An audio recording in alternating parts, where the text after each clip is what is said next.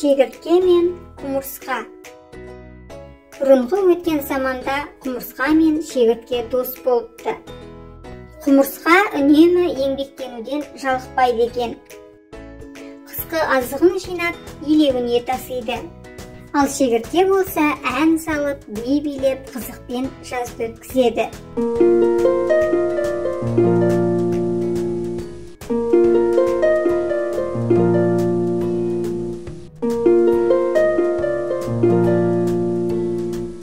Күн салқындаған сайын құмырсқалар көбірек азық жинайды.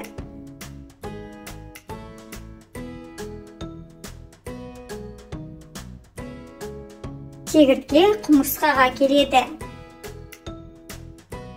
Досым, мына дәннің барлығын не істейсің?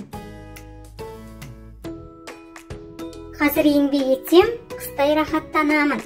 Сен неге азық жинамайсың? Шегіртке күліп.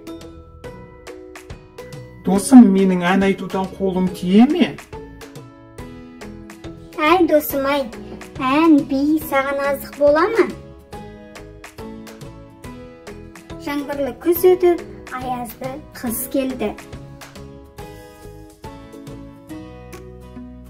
Шегіртке тоңып, билеп, ән айтуға шамасы келмеді.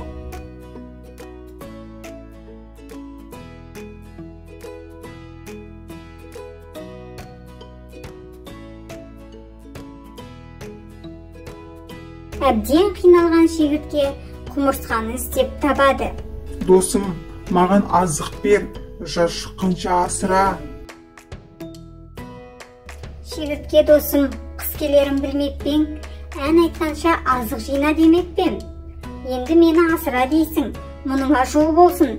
Кешір, мен сені үйіме кіргізе алмаймын. Құмырсқа досын шығарып салады.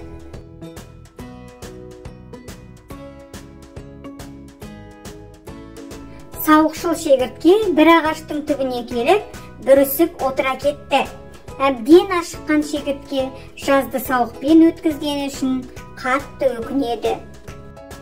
Шегіртке сияқты сауықшыл емес, құмырсқа сияқты еңбекқор болыңдар.